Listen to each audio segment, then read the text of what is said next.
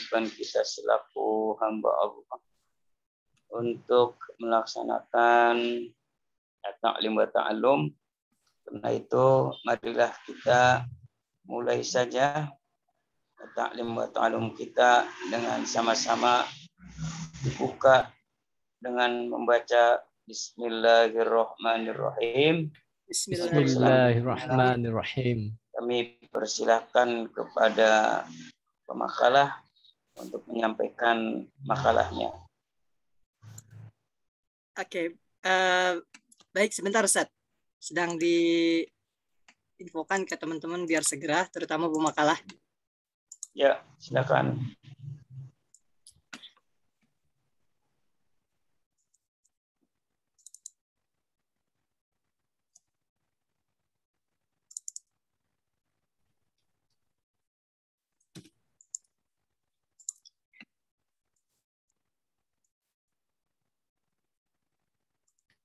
Karena pemakalahnya belum bergabung Ustaz, mungkin sambilan saya sampaikan kali Ustaz, atau bagaimana untuk materinya? Atau menunggu mungkin? Judulnya apa judulnya? Tentang konsep tauhid dalam Islam Ustaz. Fungsi tauhid. Iya. Oke.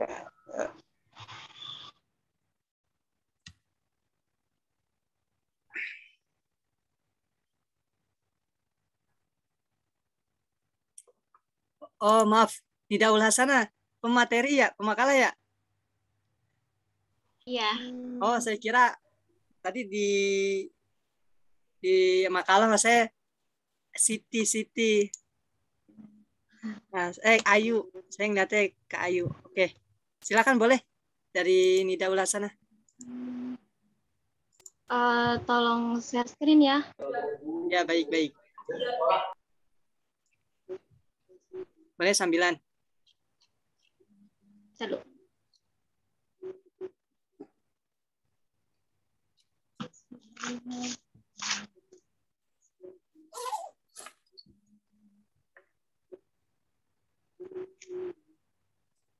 Bismillahirrahmanirrahim. Assalamualaikum warahmatullahi wabarakatuh. Waalaikumsalam warahmatullahi wabarakatuh. Alhamdulillahirrabbilalamin. Wassalatu wassalamu ala asyrofil anbiya'i wal mursalin wa ala alihi wa sahbihi ajmain, amma ba'du. Pertama yang paling utama, mari kita panjatkan puji syukur kehadirat Allah Subhanahu wa taala yang telah memberikan kita nikmat dan kesempatan hingga kita bisa berkumpul pada sore hari ini. Salawat dan salam kita berikan kepada Nabi besar Muhammad SAW yang telah membawa kita dari zaman jahiliyah menuju zaman yang penuh ilmu pengetahuan seperti sekarang ini. Yang saya hormati Pak Thohir selaku dosen pengampu dan teman-teman semuanya. Langsung saja di sini saya akan mempresentasikan saya Nidaul Hasanah dengan NPM 3119178 dan Siti Rahayu rekan saya NPM 3119012 akan mempresentasikan makalah berjudul Konsep Tauhid dalam Islam. Langsung saja slide pertama.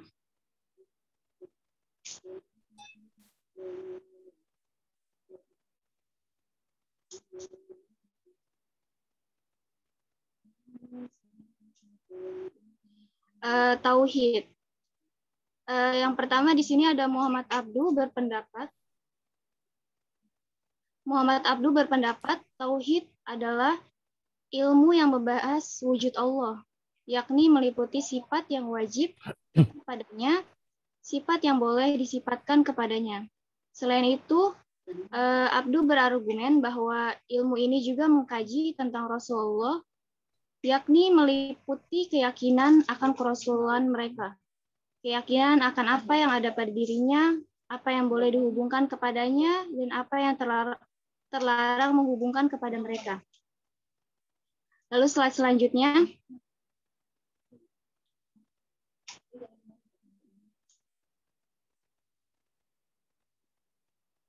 Tauhid. Tauhid dalam kamus besar. Nggak kelihatan ya?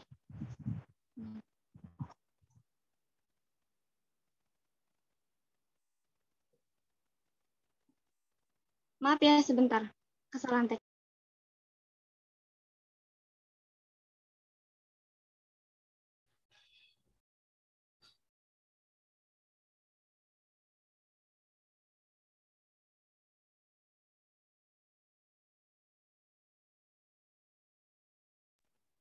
Tauhid dalam Kamus Besar Bahasa Indonesia.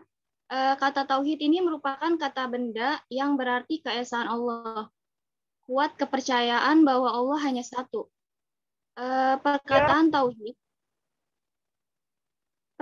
tauhid berasal dari bahasa Arab.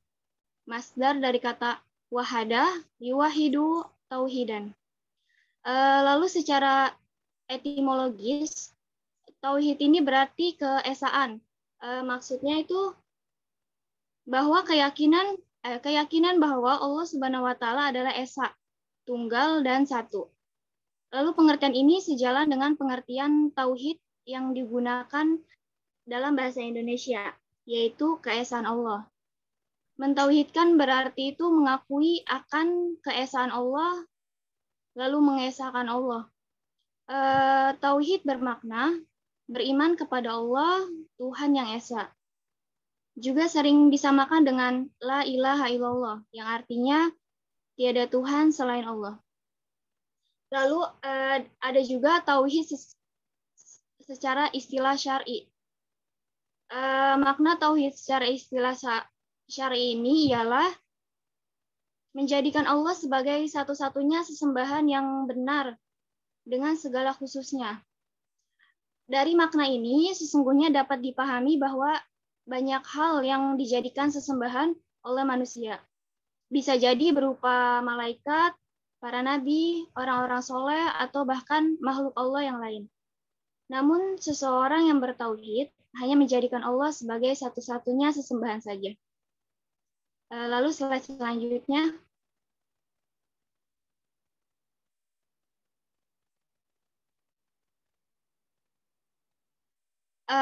Maraknya aliran pada saat ini itu hendaknya membuat kita waspada untuk senantiasa membentengi diri dengan pemahaman akidah tauhid yang benar. Lalu menurut para ulama, inti tauhid itu tidak terlepas dari dua dimensi keimanan. Yang pertama yaitu meyakini tiada Tuhan selain Allah Subhanahu wa taala, dan yang kedua mengikrarkan diri bahwa Nabi Muhammad adalah hamba dan utusannya. Lalu keyakinan terhadap keesaan Allah sesungguhnya bukan sekedar mengakui Allah sebagai pencipta langit, bumi, dan seisinya. Tauhid dalam pengertian ini sesungguhnya diakui pula oleh kaum jahiliyah. Tergambar dalam firman-Nya surat Al-Ankabut ayat 61. Nggak aku baca ya? Ya, Nida. Nah dulu, Kak. Belum. Bismillahirrahmanirrahim. Wala in sa'altahum man khalaqas samawati wal arda wa sakhkhara asy-syamsa wal qamar wa sakhkhara asy-syamsa wal qamara la yaqulunna Allah fa anna yufakun. Dan artinya, dan sesungguhnya jika kamu tanyakan kepada mereka, siapakah yang menjadikan langit dan bumi dan menundukkan matahari dan bulan, tentu mereka akan menjawab Allah. Maka betapakah mereka dapat dipalingkan dari jalan yang benar. Pengakuan terhadap keesaan Allah berikut. Maaf, slide selanjutnya. Maaf ya.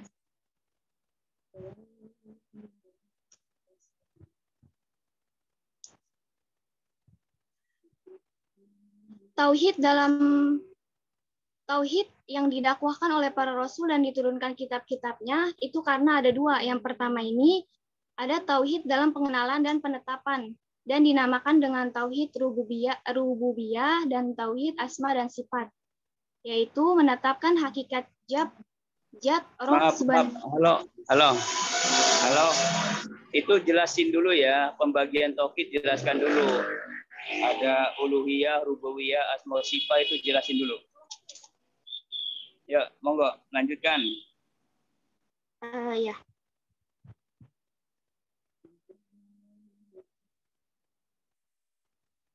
dijelasin dulu ya, yang tauhid. Mana? Boleh saya bantu jelasin yang tauhidnya, nanti Mida bantuin jelasin yang ini aja ya. Jadi yang tauhid rububiyah adalah mengesahkan Allah dalam perbuatan Allah, yaitu Allah itu satu-satunya pencipta, Al-Khaliq, pengatur jagat raya, Al-Mudabbir, yang maha merajai, Al-Malik, dan pemberi rezeki. Nah, seperti yang di sini ada tauhid dalam pengenalan dan penetapan dinamakan dengan tauhid rububiyah. Mentauhidkan atau mengesahkan Allah. Seorang hamba meyakini dan mengakui bahwa Allah Subhanahu wa taala sematalah Rabb yang menciptakan, memiliki, dan membolak-balikan hati manusia, mengatur alam ini yang sempurna pada zat asma dan sifat-sifat dan perbuatannya, yang maha mengetahui segala sesuatu, yang meliputi segala sesuatu di tangannya kerajaan, dan maha kuasa atas segala sesuatu. Dia Allah Subhanahu wa taala mempunyai asma, nama-nama, dan sifat-sifat yang tinggi. Begitu Ustaz. Salah nggak saya? Aku salah. Halo? Lanjut. Oh iya. Dan untuk yang kedua itu yaitu tauhid uluhiyah, adalah mengesahkan Allah dalam perbuatan hamba, yaitu kita selaku hamba hanya beribadah kepada Allah saja. Tidak boleh satupun ibadah diserahkan kepada selain Allah. Ibadah seperti berdoa, tawaf, menyembelih, kurban, bernazar hanya ditujukan kepada Allah semesta. Dan hanya ditujukan kepada Allah semata. Tauhid dan dalam tujuan dan permohonan dinamakan dengan tauhid uluhiyah atau ibadah, yaitu mengesahkan Allah dengan sesuatu jenis ibadah seperti doa, sholat. Takut mengharap kepada selain Allah itu termasuk kepada tauhid uluhiyah. Seorang hamba meyakini dan mengakui bahwa Allah Subhanahu wa taala saja yang memiliki hak uluhiyah.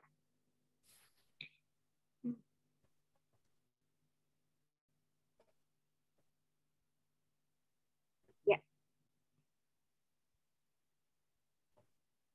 Karena itu tidak diperbolehkan seorang hamba menyembah selain Allah Subhanahu wa taala. Ini seperti pada firman Quran Surah Al-Mu'minun ayat 117 yang artinya, dan barang siapa yang menyembah Tuhan yang lain di samping Allah padahal tidak ada suatu. Coba dibaca ayatnya ya. Dibaca ayat. Baik Ustaz. Al-Mu'minun ayat 117. Maaf ya Ustaz, gak dimasukin ke ini.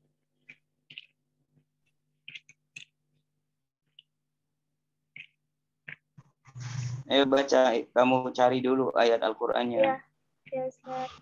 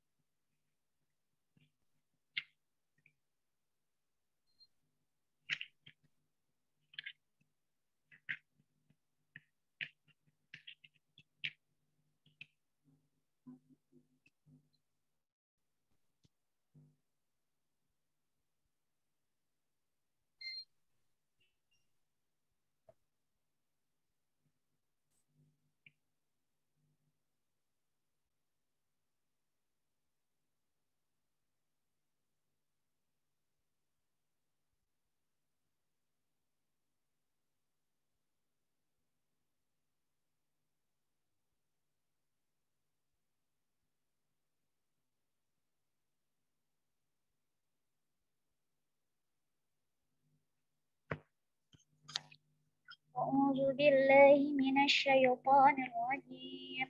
Bismillahirrahmanirrahim. Wa may yad'u ma'allahi ilahan akhar la buh. Maaf ini enggak jelas di Google.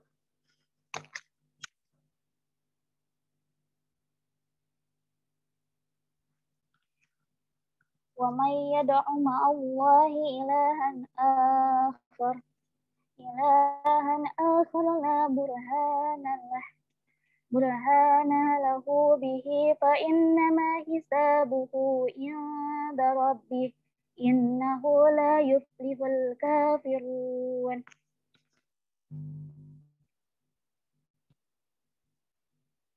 Coba ulangi. Innallaha la yuhibbul kafirun. Masa sih? Innallaha la yuflihul kafirun. Salah ya Ustaz? Innahu la yuflihul kafirun. Oh iya, terus. Iya, sampai situ Ustaz. Wa may yad'u ma'allahi ilahan akhar la burhana lahu bihi fa innama hisabuhu inda rabbih innahu la yuflihul kafirun.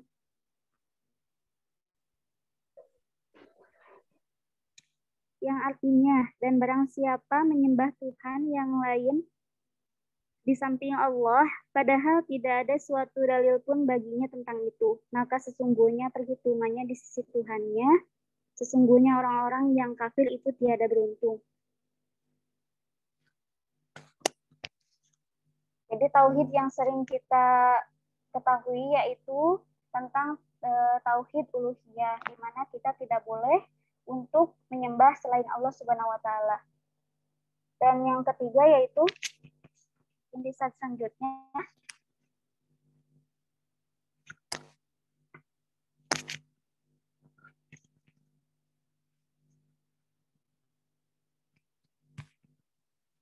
ya, yang ketiga adalah asma wa sifat tauhid.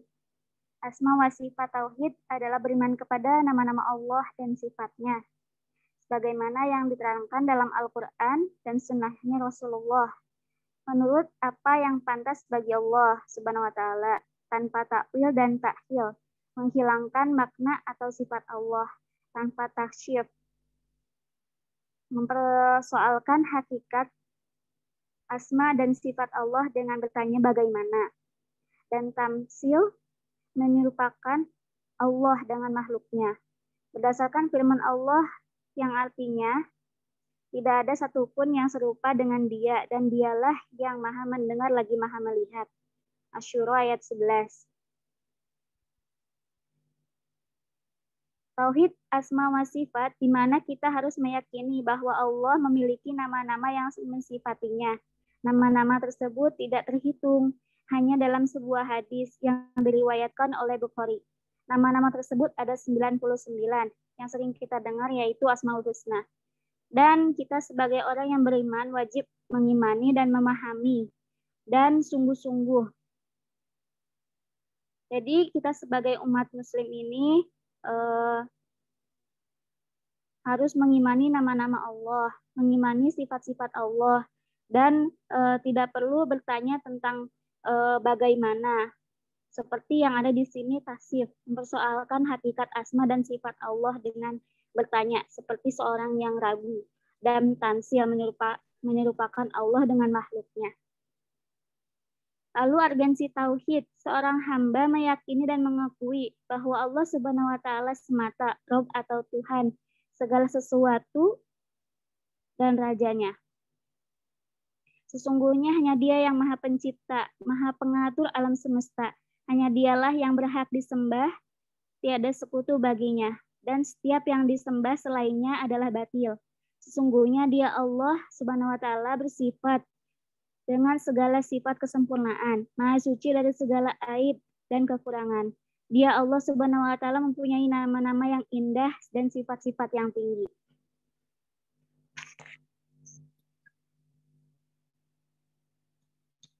Yaitu yang ketiga, hubungan iman, Islam, dan ihsan.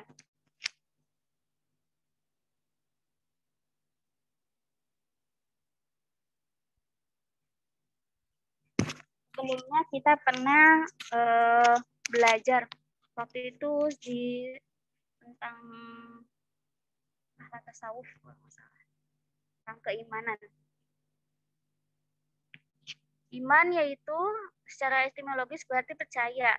Perkataan iman diambil dari kata kerja yaitu amana yu'minu yang berarti percaya atau membenarkan. Secara terminologis, iman adalah mempercayai dengan hati, mengikrarkan dan mengamalkan dengan perbuatan. Segala apa yang dibawa oleh Nabi Muhammad SAW dalam hadis riwayat Muslim, iman ialah hendaknya kamu beriman kepada Allah, malaikat-malaikatnya, kitab-kitabnya, utusan-utusannya, hari kemudian, dan hendaknya kamu beriman dengan qada dan qadarnya, ketentuan baik dan buruknya Allah Ta'ala. Manusia yang hidup ini senantiasa ingin tahu dan lagi harus tahu bagaimana kepercayaan yang harus diyakininya dan bagaimana pula kewajiban yang harus dikerjakan. Untuk itu, orang harus mengetahui dan mempercayai pokok-pokok sebagai orang Islam. Kepercayaan itu harus kuat dan benar sehingga dapat mendiring jiwa agar ke arah perbuatan-perbuatan yang diwajibkan dan menjauhkan diri dari segala yang terlarang. Iman, kepercayaan yang teguh itu iman namanya. Orang yang percaya disebut dengan mukmin, dan kalau banyak itu disebut dengan mukminin. Pokok-pokok kepercayaan disebut dengan rukun iman.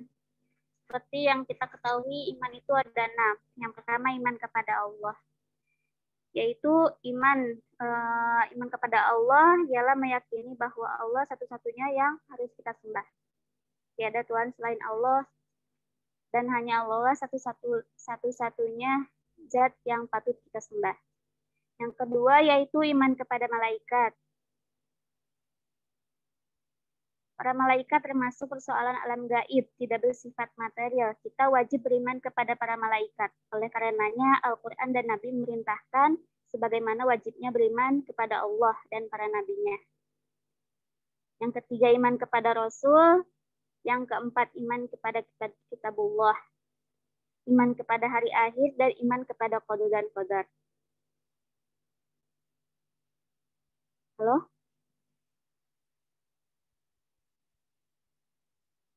Kedengeran kan ya? Jelas, aman. Ya. Yang kedua yaitu Islam. Pengertian Islam secara terminologis adalah tunduk dan patuh lahir batin kepada ajaran yang telah dibawa oleh Nabi Muhammad SAW. Ada juga yang mengatakan bahwa Islam adalah agama Allah yang diwahyukan kepada Rasul-Rasulnya. Nabi pertama yaitu Nabi Adam alaihissalam hingga Nabi terakhir yaitu Nabi Muhammad SAW. Pengertian Islam secara terminologis, secara etimologis berasal dari bahasa Arab, yaitu salima, artinya selamat.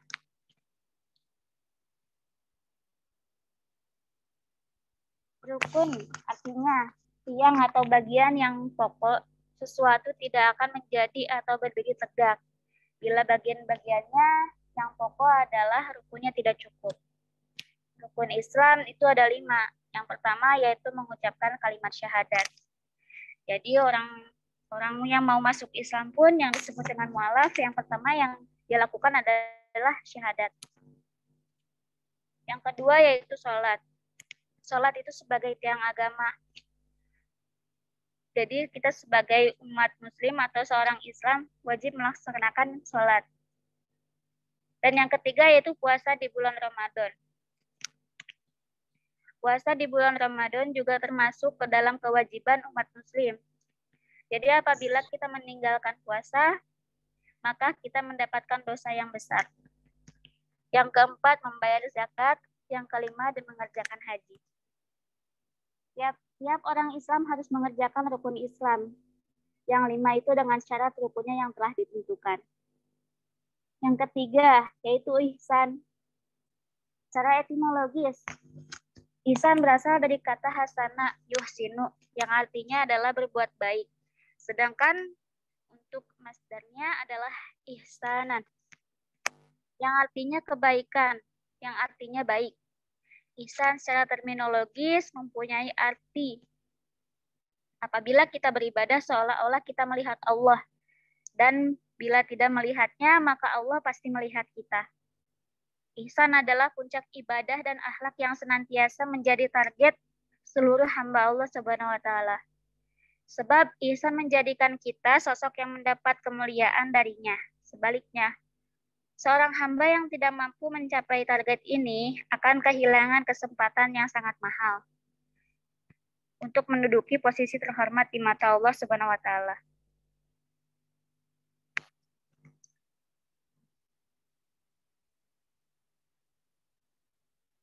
Iman itu dikatakan sebagai landasan awal, seperti sebagai fondasi dalam keberadaan suatu rumah.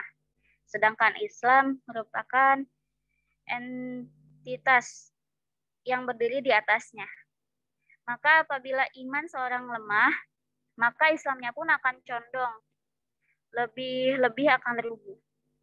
Dalam realitanya mungkin pelaksanaan sholat akan tersendat-sendat sehingga tidak dilakukan pada waktunya. Atau malah mungkin tidak didirikan, zakat tidak tersalurkan, puasa tak terlaksanakan, dan lain sebagainya.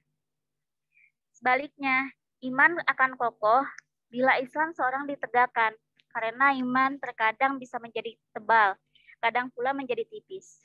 Ya, seperti kita ketahui, seperti dikatakannya futur. Karena amal perbuatan yang akan mempengaruhi hati, sedang hati sendiri merupakan wadah bagi iman. Jadi bila seseorang tekun beribadah, rajin takarub, maka akan semakin tebal imannya. Sebaliknya, bila seorang berlarut-larut dalam kemaksiatan, kebal akan dosa, maka akan berdampak juga pada tipisnya iman. Ihsan bisa diumpamakan sebagai hiasan rumah. Bagaimana rumah tersebut bisa terlihat mewah, terlihat indah, dan megah, sehingga dapat menarik perhatian dari banyak pihak. Sama halnya dengan ibadah. Bagaimana ibadah itu bisa mendapatkan perhatian dari Sang Khalik sehingga dapat diterima olehnya. Tidak hanya asal menjalankan perintah dan menjauhi larangannya saja, melainkan berusaha bagaimana amal perbuatan itu bisa bernilai plus di hadapannya. Sebagaimana yang telah disebutkan di atas, kedudukan kita hanyalah sebagai seorang hamba, budak dari Tuhan. Sebisa mungkin kita bekerja menjalankan perintahnya untuk mendapatkan perhatian dan ridhonya. Disinilah hakikat dari ihsan. Lalu iman berkaitan dengan akidah Islam. Islam berkaitan dengan syariah. Ihsan berkaitan dengan kuliah. Dari tiga hal tersebut, kita dapat pahami dan perkembangkan ilmu keislaman. Ilmu terkelompokkan menjadi akidah, fikih, dan akhlak. Langsung saja kepada kesimpulannya.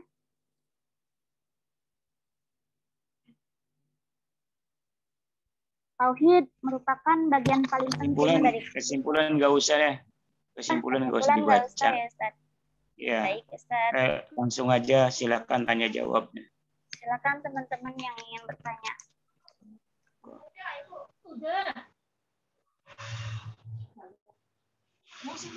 Iya, cuman wong isine durung lanang, Bu. Sing arep tulis meneh dulu. Ya, iya kan wong ibu men ketinggalan kok.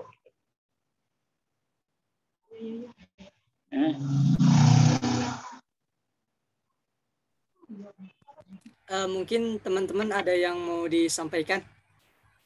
3 penanya ya, seperti biasa 2 wanita, 1 laki-laki, boleh disampaikan.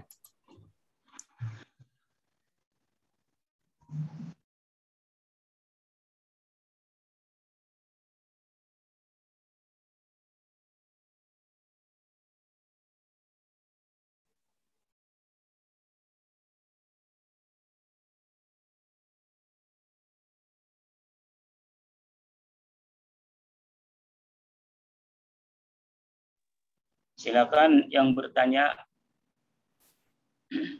Saya mau bertanya mungkin untuk sharing aja sih ya, sesuai dengan isu-isu keagamaan kontemporer nih.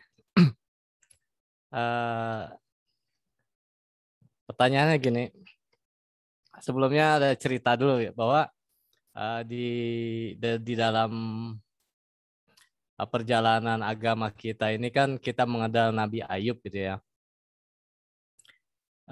Ini buat sharing juga untuk pertanyaan juga tapi nanti. Nabi Ayub itu kan di dalam cerita dikatakan diuji oleh Allah itu lantaran protesnya iblis gitu. Protesnya setan yang dikisahkan iblis protes kepada Allah, ya Allah, Nabi Ayub itu bisa soleh karena hidupnya kaya, hidupnya mewah. Mungkin kalau dikasih miskin nanti berubah gitu.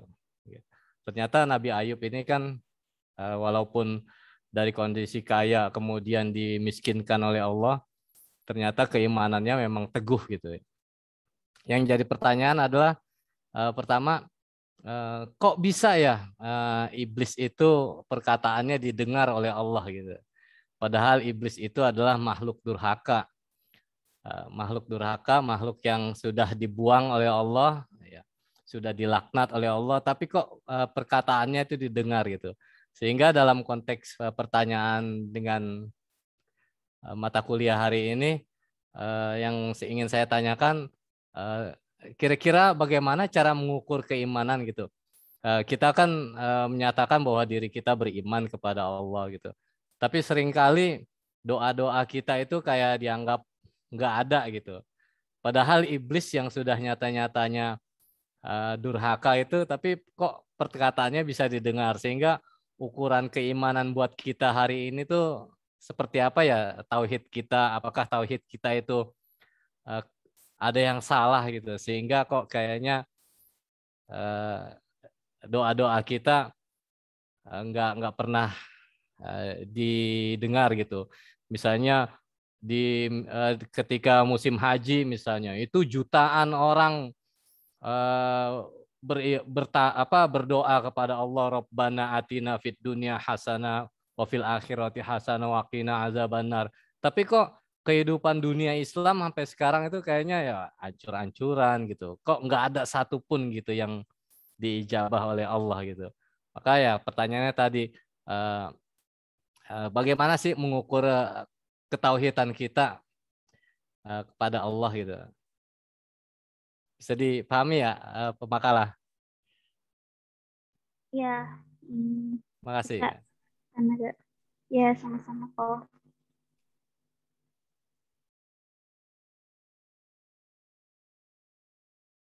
Ya, yang lain selain Pak Naga.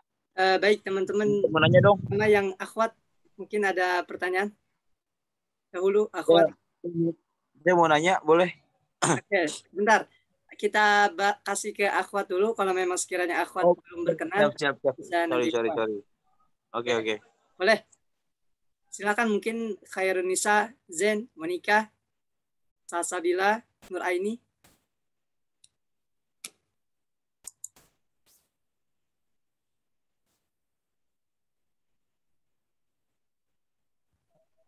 Saya boleh. Oke, baik. Silakan. Putri Novianti dahulu. Assalamualaikum warahmatullahi wabarakatuh. Waalaikumsalam warahmatullahi wabarakatuh. Nama saya Putri Novianti. Yang ingin saya tanyakan adalah bagaimana contoh perilaku tauhid dalam prinsip ekonomi saat ini. Terima kasih. Bagaimana, dapat poinnya nggak pemakalah? Atau mungkin bisa disampaikan lagi, Putri Novianti?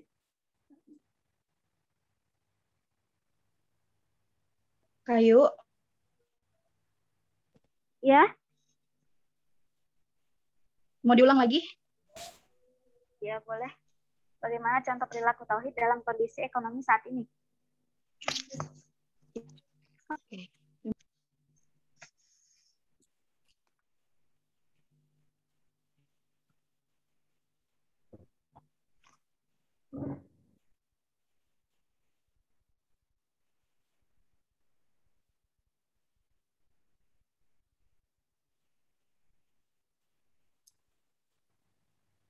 Baik. Satu lagi perempuan ada? Saya mau nanya dong. Boleh nggak? Boleh. di sekolah umum khususnya di tingkat SMA atau SMK. SMK ini baru banget kejadian. Jadi ada sepupu saya masuk sekolah perhotelan. Terus dia kan pakai kerudung. Nah, terus banyak sih kayak hal-hal yang seperti atlet gitu yang angkat besi atau yang lain-lainnya gitu yang ada peraturan-peraturan yang akhirnya memaksa dia untuk melepas hijabnya untuk melanjutkan seleksi berikutnya gitu. Menurut Pamakala gimana? Kayak kalau misalnya perhotelan dia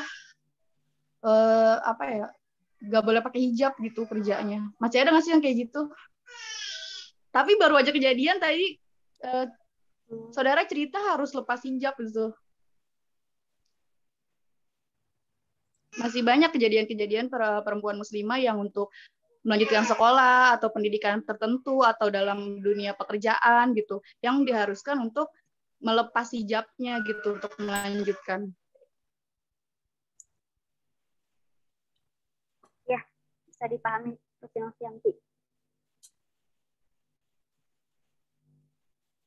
Jadi ada dua ya. Yang pertama itu bagaimana contoh perilaku tauhid dalam kondisi ekonomi saat ini, dan yang kedua itu bagaimana melanjutkan seorang wanita yang melanjutkan karir tapi harus lepas hijab.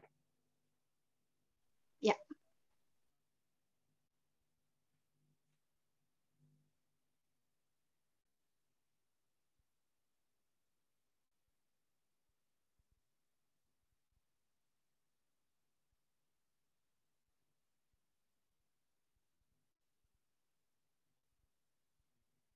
Kalau yang saya boleh menjawab pertanyaan yang tentang ini, yang melepas hijab itu.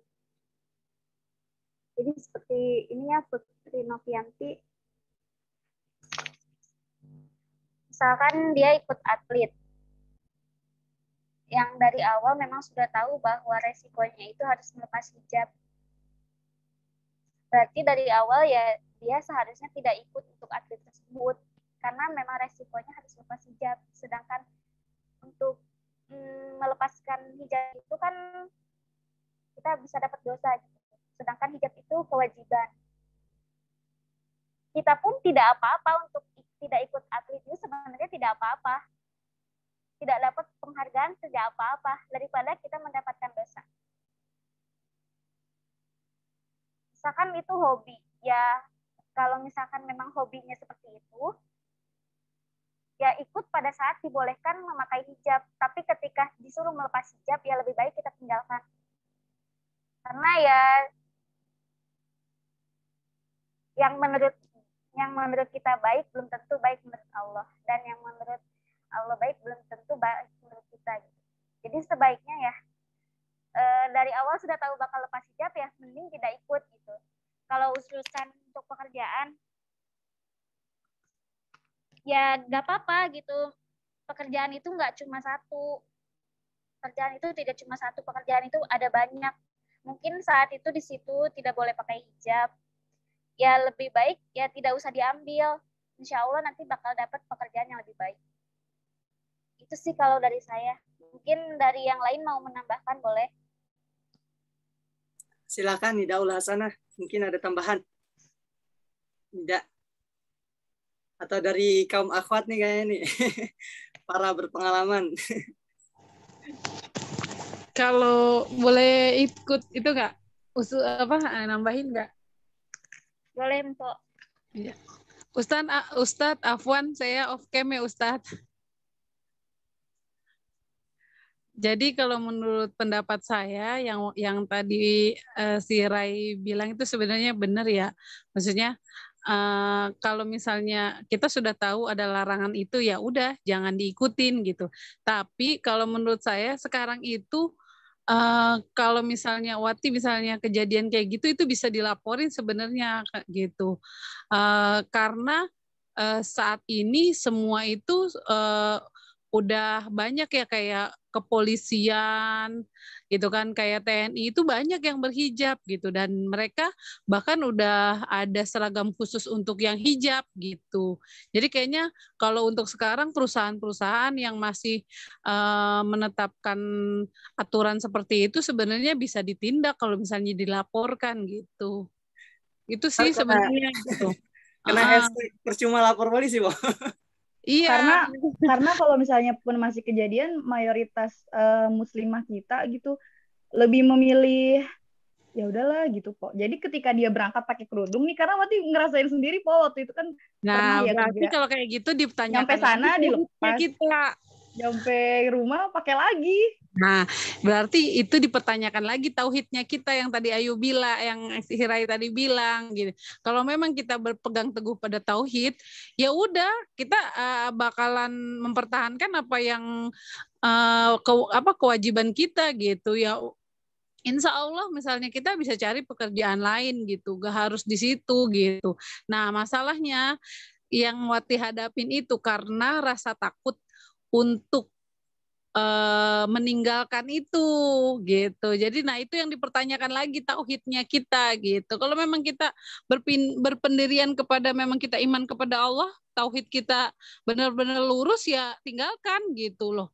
Ngapain kayak nggak ada kerjaan lain, istilahnya secara kasarnya mungkin kayak gitu kan loh. Ngapain dipertahankan kalau untuk menodai tauhidnya kita sebagai muslimah gitu. Tapi kalau menurut saya, kalau perusahaan yang kayak gitu, setahu saya itu bisa dilaporkan ke Kemenaker Trans gitu, karena itu ada hak-hak pekerja yang memang ada aturannya yang memperbolehkan gitu. Sekarang aja pramugari, terus di kepolisian atau di instansi itu semuanya boleh keberhijab, padahal bahkan yang terbaru itu kan kayak paskibraka itu dulu kan itu yang nggak bisa sama sekali gitu, paling susah ditembus kalau untuk pakai jilbab gitu kan. Tapi buktinya sekarang semua bisa gitu kan, diakalin gitu pakai hijab gitu, karena ada bahkan mereka mempersiapkan seragam khusus gitu. Gitu aja sih. Berarti balik lagi ke tauhidnya kita. Kalau memang itu tidak sesuai dengan aturan ya kita mundur lah gitu. Itu berarti aja sih. Intinya tauhid yang lurus ya, Po? Iya, kalau kita tidak sesuai dengan tauhidnya kita, ngapain dipertahankan? Kayak nggak ada pekerjaan lain. Insya Allah itu kan nggak mungkin.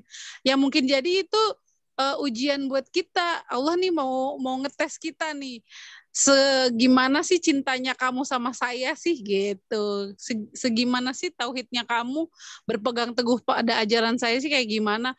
Kalau cuman baru di uji segitu aja kita udah menanggalkan hijab kita gitu kan, berarti kan tauhid kita dangkal lah gitu.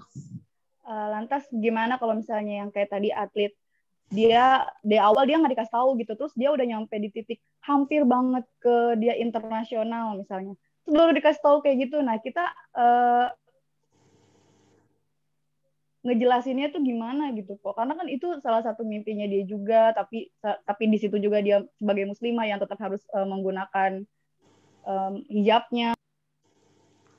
Kalau pada kenyataannya saat ini yang saya lihat sih sebenarnya hijab itu sekarang kan udah diperbolehkan, udah banyak diperbolehkan untuk atlet ya gitu kan. Kemarin ya, pas di Tokyo dilepas kok yang angkat besi, perempuan waktu itu dia pakai hijab, pas pakai jaket itu pas dia angkat besinya dilepas hijabnya. Kalau itu ya kejadian itu, kalau nggak salah. Ya itu balik lagi, berarti kan tauhidnya dia ya, kalaupun sekarang gini, mimpinya dia itu kan mimpinya dia di dunia. Kalau secara dia berpegang teguh pada tauhid yang tadi, tauhid yang lurus, itu kan mimpinya dia pada dunia gitu kan. Nah, dia lebih cintanya dunianya apa lebih cinta sama akhiratnya, gitu aja sih. Seingat saya Putri Novianti, kalau untuk kejadian yang demikian pernah saya, kalau nggak salah informasi ya. Jadi terkadang ada dari mereka yang memang menjaga dirinya gitu ya, itu pakai rambut palsu biasanya seperti itu. Dia pakai rambut inian, maksudnya kerudung tapi pakai wig lagi gitu. Itu seingat saya pernah kejadian demikian gitu. Itu untuk salah satu Nah, itu gimana tuh? Ya, boleh nggak jaga dirinya dari hal yang seperti itu. Kalau menurut saya sih itu kan salah satu solusi gitu, tapi tetap menjaga harga diri. Jadi nggak apa kalau misalnya kita pakai kerudung terus pakai wig lagi luarannya rambut gitu. Oh nggak, pernah deh Wati kayak gitu, pernah kejadian kayak gitu waktu ngebimbing anak pramuka. Itu kebetulan dia anak pramuka Saka Bayangkara ikut pameran di atraksi di depan presiden itu, kalau nggak salah waktu itu kinen atau anjing pelacak. Nah itu sempat dilema tuh, sama kayak yang tadi Salman bilang gitu kan, dia udah latihan gitu kan. Nah ternyata takutnya disorotnya masa berhijab tapi nenteng anjing gitu kan. Nah itu kan sempat jadi itu tuh. Nah akhirnya kayak Salman tadi, dia pakai wig, dia pakai hijab tapi hijabnya hijab yang masuk ke dalam gitu, kayak hijab yang daleman doang tuh, kayak ciput gitu. Terus dia pakai topi kayak ciput ya. Ciput. Jadi dia pakai ciput, terus dia pakai baju manset yang nekelnya ke atas tinggi gitu, kayak model Sabrina gitu. Dia ketutup. Itu atraksi itu kalau secara sepintas orang nggak ngelihat kalau itu hijab gitu. Kalau secara, karena dia tetap pakai aksesoris, pakai topi, pakai itu gitu kan. Tapi dia sebenarnya pakai hijab tapi pakai ciput di dalamnya aja. Nah, itu salah satu ngakalinnya kayak gitu. Mungkin bisa sih yang solusinya yang tadi Salman bilang. Pernah itu 2 bulan sebelum corona kalau nggak salah. Coba kita ganti deh ke pertanyaan yang ini. Kayaknya ini melebar kalau didiemin tuh. Iya, kayak orang bercanda. Kayak orang ini. Kita satu itu udah selesai ya. Udah selesai. Kita pertanyaan yang berikutnya. Ya. Baik, terima kasih. Silakan Siti Rahayu ditanggapi. Oh, terima kasih buat tambahannya. Sama juga. Yang kedua yaitu ini ya, prinsip tauhid ekonomi saat ini.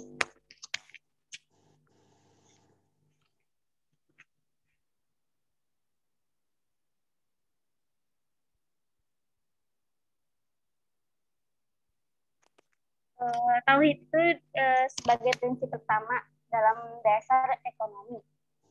Itu membuktikan bahwa tauhid sebagai dasar yang harus dimiliki oleh manusia agar dalam perekonomiannya bisa terjamin dan sejahtera. Dengan adanya tauhid, di dalamnya terdapat aturan serta hukum dalam perekonomian. Konsep tauhid itu sendiri dalam ekonomi adalah suatu yang mengajarkan manusia agar melakukan perekonomian yang baik. Seperti halnya sumber daya alam yang ada di alam semesta ini adalah milik Allah. Kita manusia haruslah mengatur dan mengelola dengan baik dan mengikuti aturan Allah Subhanahu wa taala yang telah ditetapkan. Seperti balik lagi ke awal, yaitu tujuan dari tauhid ini memelihara iman, hidup, nalar, keturunan, dan kekayaan. Hal tersebut menjelaskan bahwa apa saja yang kita lakukan harus memiliki sebuah dasar. Seperti sebuah ketauhidan merupakan sebuah dasar yang mengatur jalannya perekonomian, yang merupakan pula sebuah prinsip dasar Islam, konteks ekonomi, agar bisa membuat kehidupan manusia menjadi lebih baik dan melakukan aktivitas-aktivitasnya. Jadi yang terpenting itu kita dari perekonomian ya saat ini. Pekerjaan itu halal ya. Jauh dari riba. Serta ya gimana ya, kalau saya sih lebih ke mikirnya apapun yang kita makan itu ya halal, pekerjaan kita halal, serta bisa bermanfaat buat orang lain, ya itu bisa apa namanya ya, membersihkanlah diri kita gitu. Sesuai tauhid lah gitu. Kalau misalkan kita hanya ibaratkan pekerjaan di tempat yang riba, lalu atau bertransaksi riba, ataupun kan sekarang ini riba itu sudah seperti hal yang biasa-biasa saja, padahal itu dosa yang sangat besar. Kan perekonomian saat ini ya, untuk perekonomian saat ini memang riba itu seperti hal yang sudah wajar, sudah biasa-biasa saja, pinjaman online di mana-mana, serta kalau misalkan merujuk ke yang besar atau DPR RI, mereka lebih banyak korupsi, mungkin seperti itu. Tapi kalau kita lebih ke yang halal aja gitu, dari segi pekerjaan, pendapatan, serta apapun itu. Tapi untuk teman-teman yang mungkin kurang jelas dari jawaban saya, bisa ditambahkan.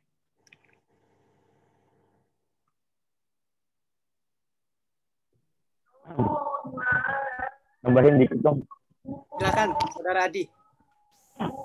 Ya, bismillahirrahmanirrahim. Ya, tadi tambahin dikit penjelasan tentang riba ya. Masalah riba di sini ya, kalau kita melihat riba itu bukannya biasa-biasa saja sih menurut saya. Itu sulit dihindarkan. Kalau kita bicara riba, itu sulit dihindarkan. Kenapa? Karena riba itu bukan hanya main di pinjaman online dan lain sebagainya. Cuman termasuk kayak pembuatan jalan raya dan lain sebagainya yang menggunakan transaksi dengan bank, itu bisa dikatakan dengan riba. Cuman hal itu kita nggak bisa menghindarkan. Itu nggak mungkin di zaman sekarang kok kita jalan lewat jalan raya. Karena negara menggunakan hal tersebut untuk kepentingan masyarakat. Yang jelas. Halo, tuh, kedengaran nggak? Kedengaran nggak? Halo, halo. Ya, aman. Tadi kedengaran nggak? Wah, parah. Ya, jadi untuk masalah terkait riba itu mungkin nggak hanya di pinjaman online saja sih menurut saya.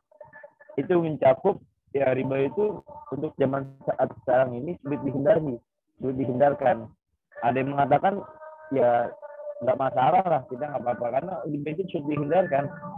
Karena kayak termasuk jalan raya yang dibuat oleh pemerintah dan lain sebagainya yang menggunakan transaksi melalui hal tersebut, itu bisa dikatakan haram.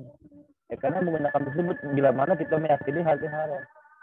Lantas, bagaimana kita melakukan transaksi, melakukan kegiatan untuk sekarang, belum memandang hal tersebut terus haram.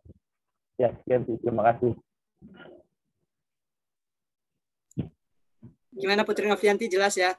Tadi jawaban dari Siti Rahayu. Oke, baik. Mungkin pertanyaan yang pertama boleh dijawab, Siti Rahayu. Tadi Saudara Kohna Gakunadi. Pertanyaan yang apa ya? Iya.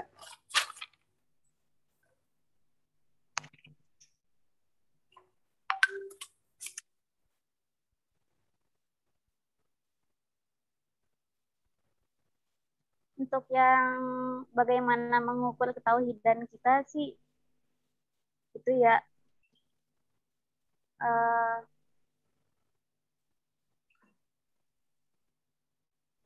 apakah misalkan iman kita lagi tebal atau tipis gitu, seperti itu kok.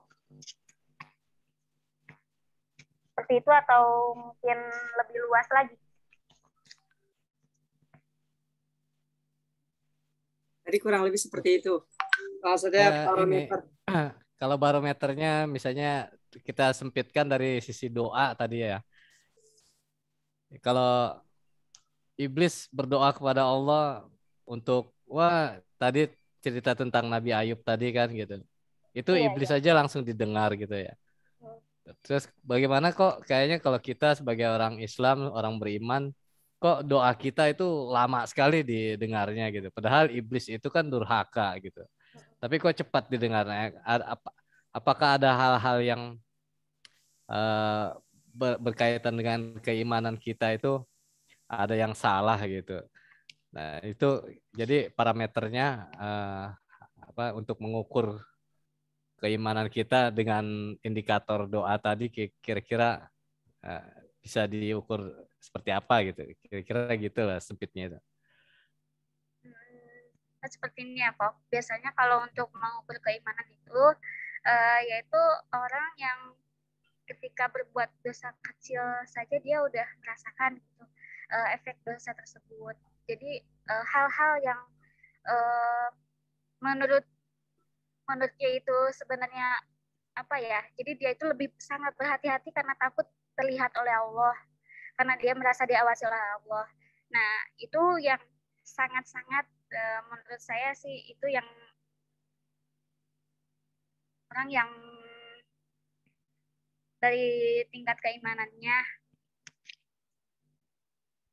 Nah, kalau masalah doa ya, kan doa itu ada yang langsung dikabulkan, ada yang lama sekali dikabulkan, ada yang memang dikabulkannya ketika di akhirat atau mungkin bisa diampuni dosa-dosa kita. Jadi bukan berarti doa kita tidak dikabulkan berarti kita kurang beriman. Tapi ada hal yang lebih baik yang Allah berikan kepada kita dibanding dengan doa itu sendiri. Kadang kita meminta, mungkin ya Allah saya pengen rumah atau apapun gitu yang bersifat duniawi.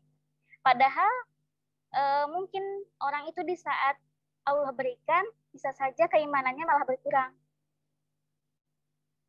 Bisa saja Allah menginginkan kita terus berdoa kepada Allah supaya Allah senang dengan rintihan doa orang tersebut. Supaya orang itu terus-terus berdoa kepada Allah dan selalu dekat dengan Allah. Sedangkan ketika dia sudah dikabulkan doanya, mungkin setelah dikabulkan dia sudah tidak berdoa lagi seperti itu.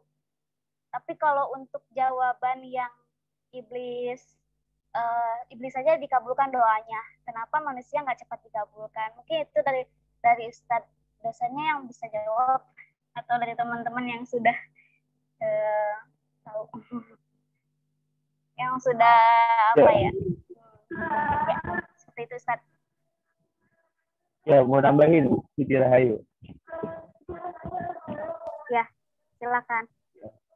Ya mungkin di sini secara tidak langsung sebenarnya itu Allah itu udah baik banget sama kita sih. Allah itu wah parah baiknya, nggak tolong deh.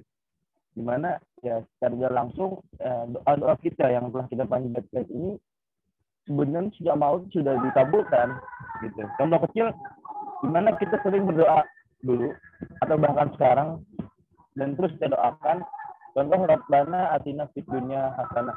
Ya kan kita minta sama Allah agar dunia kita baik dan lain sebagainya. Alhamdulillah kan Allah masih berikan kita kebaikan dalam dunia. Kita masih bisa kampus, masih bisa kuliah, masih makan enak dan lain sebagainya. Itu antara doa kita dikabulkan sama Allah. Kalau menurut saya sih itu. Nah, makanya kadang ada satu hal yang suka nafsu awal kita menganggap wah permintaan terus kita nggak dikabulin. Kadang seperti itu kan, mungkin hal tersebut Allah mengabulinya sesuai dengan apa yang kita pinta atau bahkan lebih buruk atau bahkan lebih baik, karena kita punya mau, Allah punya mau, tapi Allah lah yang lebih berhak untuk dituruti keinginannya. Mungkin seperti itu sih teman-teman. Maaf Bang Adi, poinnya Koko itu mengapa iblis saja dikabulkan doanya, sedangkan manusia, iblis saja makhluk yang berhak kepada Allah dikabulkan doanya. Kenapa manusia tidak lekas dikabulkan? Gitu. Mungkin dikabulkan. Intinya bukan nggak lekas dikabulkan ya, dikabulkan, namun dikabulkan. Cara langkah yang berbeda gitu. Karena kan Allah sendiri di dalam Al-Quran Allah mengatakan bahwasanya Allah itu lebih dekat daripada leher ulat nadi kita gitu. Bayangkan aja kalau kita ngomong sama orang tua di depan ya, orang tua aja kan nggak terlalu dekat banget kalau kita komunikasi. Kalau kita minta apa-apa, kasih kan secara baik-baik. Nah, itu apalagi Allah yang lebih dekat dengan posisi kita. Hanya saja paradigma kita itu ya masih seperti itu, beranggapan bahwasanya belum dikabulkan. Apalagi dalam hadis kan Allah itu sesuai dengan prasangka hambanya gitu. Kita berprasangka aduh kita nggak dikabulin doanya, ya kita bakal anggapan kita bakal seperti itu terus gitu. Kalau menurut saya kita dikabulkan, hanya saja ya tadi ada 3 kan, dikabulkan pada saat itu, atau Allah pending, atau Allah ganti dengan perihal yang lebih baik. Tadi saudari Siti Rahayu bilang bahwasanya belum tentu yang baik menurut kita itu baik di sisi Allah, atau sebaliknya. Demikian. Kalau saya sih lebih menanggapinya hal tersebut ya sebagai motivasi kita lah. Kenapa? Karena iblis aja pun yang putus dari rahmat Allah itu masih dikabulin doanya. Apalagi kita yang beriman bertakwa sama Allah gitu loh. Oke, jangan putus semangat lah untuk berdoa kepada Allah. Karena Allah berjanji sama kita semua nih. Ud'uni fastajib lakum. Percayalah bahwa kita bakal dikabulin. Asli. Boleh menambahkan. Oke.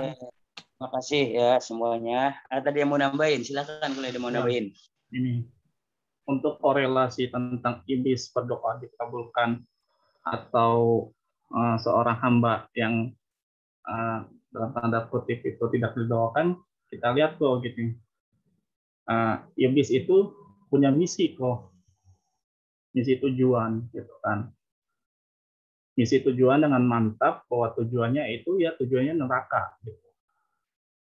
Nah, tapi kan kita lihat apabila seorang hamba ini diuji gitu kan, ada yang mengatakan tentang uji, ada yang dari anaknya, ada yang dari istrinya, ada yang dari harta, bahkan nyawanya gitu kan.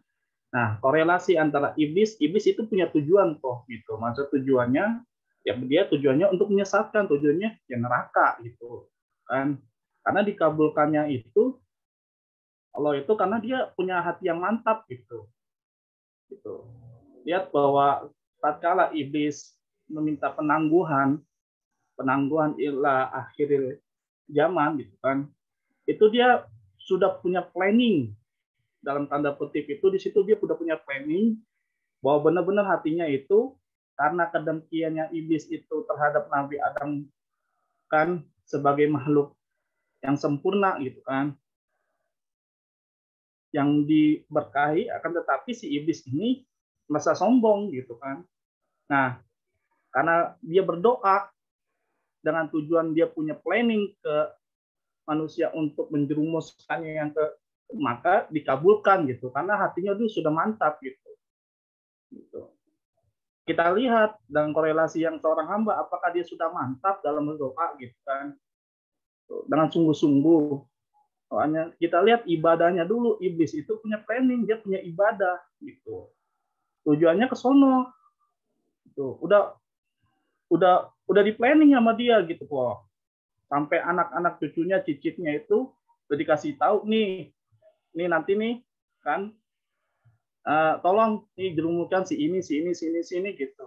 Udah ada gitu. Sedangkan kita hamba gitu kan terputus kok gitu, terputus pada Nabi terakhir. Apa yang kita ikuti? Sunnah dan Al-Quran kan.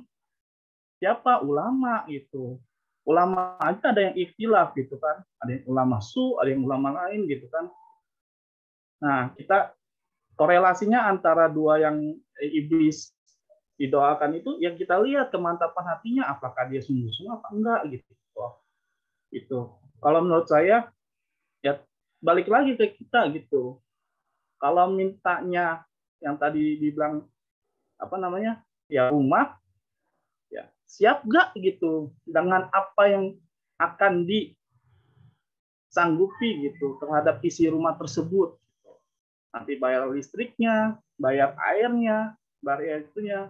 Kalau seandainya kita mintanya hal-hal yang terkecil, ya kasih Allah sanggupi. Contohnya kita mau bayar anak sekolah, kan tanggal sekian harus bayaran. Tiba-tiba kita berdoa gitu kan, udah seminggu tuh, nah tiba-tiba ada tuh cukup tetangga nih gitu rezeki kan nggak tahu kan doa kita dikabulin gitu. Itu kesanggupannya, la yukallifullahu illa usaha kan, surat Al-Baqarah. Kita lihat korelasi berdoa. Nah, korelasi berdoa itu kesanggupan kok gitu, bukan bukan apa namanya, bukan tentang dikabul atau tidak ya, tapi kesanggupan seorang hamba, bisa gak dia menerima suatu doa tersebut dikabulkan gitu. Itu saja, terima kasih. Oke, Pak Ilyas, terima kasih semuanya. Adi, Pak Ilyas, Pak Naga, Putri, terus Salman Al-Farisi, jawabannya dari Siti Rahayu, dan juga siapa tadi, Nadia Nida Ul Hasanah, dan yang lainnya. Terima kasih. Jadi begini ya, iblis itu kalau menurut saya itu tauhidnya itu paling tinggi. Kenapa saya katakan paling tinggi? Karena disuruh perintah suruh sujud pada Adam, tapi dia tidak mau karena berpikiran ya harus taat sujud hanya kepada Allah. Nah, fasajadu ya kan illa iblis. Ini qalatil malaika wa qala rabbuka lil malaikati inni jailun fil ardi khalifah. Dan saja ada kata-kata wa qala lil malaikati isjudu li adama. Ya, fasajadu illa iblis. Itu kan ada istinaiyah. Semua disuruh sujud, malaikat suruh sujud. Tapi kata Allah, illa iblis. Kenapa tidak mau iblis itu? Aba wastakbara wa kana minal kafirin. Ternyata tidak mauan iblis itu bukan karena dia tidak menghormati atau dia disuruh Allah suruh bersujud tidak mau. Tapi aba wastakbaronya itu loh. Kalau menurut tinjauan tauhid, iblis itu tauhidnya tinggi. Karena dia nggak mau suruh sujud kepada Adam kan. Nah, tapi arti sujud itu bukan berarti sujud menyembah. Ya, dalam tafsir itu sujud itu fasajadu itu ikhtiromu menghormati, memuliakan saja. Adapun tetap yang namanya menyembah, namanya sujud tetap kepada Allah. Jadi memuliakan, menghormati saja. Kalau dilihat dari sisi iblis jawabannya tidak mau menyembah karena Adam bukan Allah, menyembah hanya pada Allah, betul. Tetapi dari sisi lain bukan karena memang kaitannya dengan tauhid iblis itu, tapi kaitannya adalah karena dia aba wastakbaro. Dia enggan dan dia sombong. Karena itulah ya, bukan karena tauhidnya itu dia istilahnya nggak mau menyembah kepada manusia atau pada makhluk, menyembah kepada Allah. Kalau kita lihat tauhidnya kan dia nggak mau menyembah kepada Adam karena Adam juga makhluk. Ya, dia hanya menyembah pada Allah. Tetapi esensinya adalah faktor kesombongan yang ada pada iblis itu. Nah, pertanyaannya adalah ketika iblis sudah tidak mau lagi, akhirnya oleh Allah dilaknat, ya kan? Tapi apa yang terjadi? Iblis minta ditangguhkan ila yaumi yub'atsun. Ternyata oleh Allah dikabulkan tuh iblis itu. Apa maknanya? Iblis itu memiliki wewenang karena dia SK-nya dari Allah, NIP-nya, nomor induk apa pegawainya ya dari Allah. NIP-nya itu sudah tugasnya memang menggoda manusia.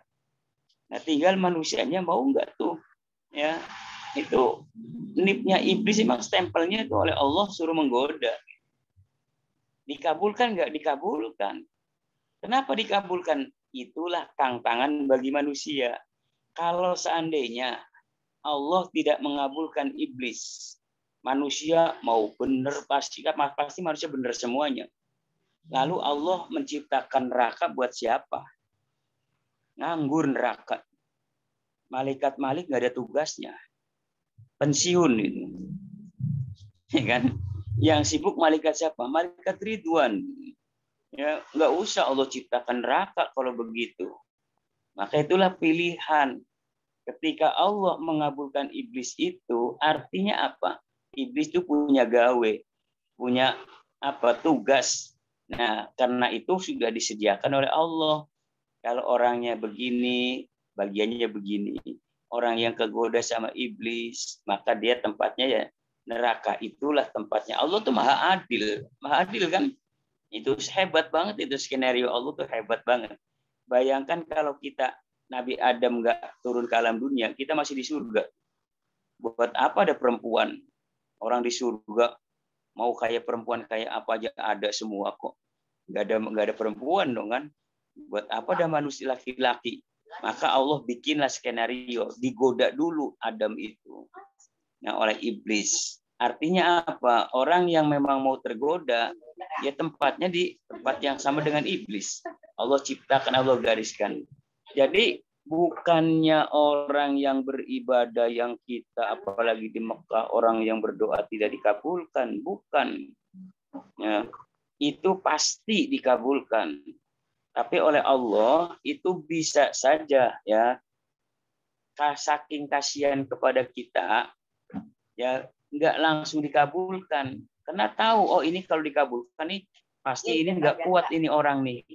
Ya, tolonglah misalnya, maaf misalnya Siti Rahayu. Ya, begitu minta ya Allah, minta uang dikasih 1 miliar hari ini. Saya yakin nggak bisa tidur. Ya kan? Kenapa nggak bisa tidur? Waduh, ada 1 miliar nih. Mau pergi kemana ya? Ke showroom mana ya? Wah, udah di showroom, mau beli mobil apa ya? Apakah Avanza? Apakah Kijang? Aki-aki aku bujang. Kijang kan singkatannya aki-aki aku bujang. Kijang. Ya. Apakah beli mobil apa? Berpikir terus. Udah, itu lagi ngayal tuh. Semalaman ngayal mobil doang tuh. Udah ngayal mobil ini duit masih banyak nih, mau beli rumah atau nikah dulu, gitu kan? Wah, harusnya apa dulu nih? Terus akhirnya nggak bisa tidur. Belum, nanti kalau ada pencuri gimana ya? Kalau ada maling bagaimana ya? Allah itu maha adil, makanya nggak diberi dulu. Ya, kalau diberi sekarang takut orang ini nggak kuat. Bisa jadi ya, doa yang kita minta itu diganti dengan yang lain. Ya, diganti dengan yang lain. Ya Allah, ingin punya suami yang ganteng, punya istri yang cantik. Dikasihnya yang jelek. Tapi hatinya cantik, hatinya ganteng, halus, baik, soleh. Milih mana? Ganteng, hatinya jahat, enggak soleh, jelek, hatinya soleh. Ganteng dan soleh artinya. Pasti apa namanya, Salman milihnya yang cantik, soleh kan gitu. Soleha. Tapi kan jarang yang kayak begitu kan. Jarang. Kecuali saya, alhamdulillah dikasihnya kayak begitu tuh. Istrinya cantik, soleha lagi kan gitu. Ini saya ngomong lagi depan istri saya mah. Kalau hibah kan berarti istri saya nggak ada. Ini mah ada istri saya. Maka enaknya Zoom tuh begini nih, ya. Belajar sambil ada istri bisa, ya kan? Iya. Itu diganti oleh Allah Subhanahu wa taala. Ya, dengan yang baik. Gitu. Ada doa itu bukannya tidak dikabulkan. Tapi yang Allah berikan nanti. Ditunda di hari kiamat nanti. Karena itu ada orang-orang yang dia berdoa di alam dunia nggak dikabulkan, ditangguhkan oleh Allah. Begitu hari kiamat mukanya cerah, mukanya berseri-seri. Ternyata nanya, ini ya Allah kenapa kok bisa kayak gini, mukaku bersinar begini? Inilah doa yang dulu kamu panjatkan di alam dunia, sekarang saya tangguhkan dan kamu dapatkan sekarang. Tuh. Jadi sebenarnya siapapun nggak ada yang doanya itu tidak dikabulkan. Tapi ada kan yang doanya orang kafir itu ya ditolak oleh Allah Subhanahu wa taala. Apalagi orang yang mukmin. Sebenarnya kenapa ditolak itu? Ditolaknya itu bukan karena faktor lain, tapi Allah Subhanahu wa taala itu ya memberikan khususan pada seorang muslim. Bisa jadi dia minta di alam dunia tapi tidak dapat bagian. Makanya Allah itu kan Ar-Rahman, Ar-Rahim. Ya, di alam dunia semua dikasihkan semua, orang Kristen, orang yang nyembah berhala, patung, tepekong, bahasa Jawanya tepekong, ya, tetap dikasih oleh Allah Subhanahu wa taala, tapi belum tentu nanti di akhirat dia akan mendapatkan kasih sayang Allah. Belum tentu. Nah, itu yang pertama. Jadi, maaf kalau berpikirnya kita ini doanya tidak dikabulkan, sementara setan dikabulkan, tidak begitu. Ya, tidak begitu. Orang yang kayak apapun pasti oleh Allah Subhanahu wa taala itu mengetahui, dan Allah Subhanahu wa taala Maha mendengar. Nah, tinggal bagaimana menguji kesabaran kita. Kalau semua dikit-dikit doa dikasih, dikit-dikit doa dikasih. Wah, itu nggak ada perjuangan itu. Ya, nggak ada perjuangan. Itu namanya apa ya? Nanti jadi orang nggak mau berusaha. Ya, makanya itulah kehebatan Allah Subhanahu wa taala. Ekonomi, tauhid dalam ekonomi. Ketika Allah Subhanahu wa taala sudah membagi semuanya rezeki bagi hambanya, kita tinggal yakin bahwa semua hambanya pasti diberi oleh Allah Subhanahu wa taala. Adapun ikhtiar itu hanya sebatas menyempurnakan saja. Kita ngajar, menyempurnakan ikhtiar, menyempurnakan ikhtiar kita terhadap rezeki. Kita usaha, itu menyempurnakan ikhtiar sebenarnya. Ya kan? Tapi semuanya pasti udah diberi oleh Allah Subhanahu wa taala. Karena itu, ya secara tauhid, kita dalam asal ekonomi, kita yakin semua itu adalah Allah yang ngasih semuanya. Manusia hanya bisa ya berusaha, tapi sesungguhnya kita berusaha, Allah lah yang ngasih. Itu kalau itu seperti itu terjadi, insya Allah orang yang usaha nggak bakalan dia akan lari ke dukun, nggak akan lari ke kuburan, karena semua udah Allah tentukan, kita hanya berusaha menyempurnakan ikhtiarnya. Sekarang kan terjadi beda, ya orang sampai lari ke dukun, ingin nyaleg larinya ke dukun, ingin ini jadi ke dukun, berarti orang nggak punya iman, nggak punya tauhid pada Allah. Padahal semua rezeki apapun itu sudah ditentukan oleh Allah. Kita tinggal menyempurnakan ikhtiar kita saja. Gitu. Karenanya kalau orang udah tauhidnya mantap dalam bidang usaha, nggak ada yang namanya iri-iri, dengki, apalagi saling maaf ya menjatuhkan, saling menyakitkan, tidak ada. Toh semua itu sudah dijamin oleh Allah Subhanahu wa taala. Usaha ekonomi kita hanya sebatas menyempurnakan ikhtiar kita saja. Saya kira udah maghrib ya, silakan ditutup Salman. Ya.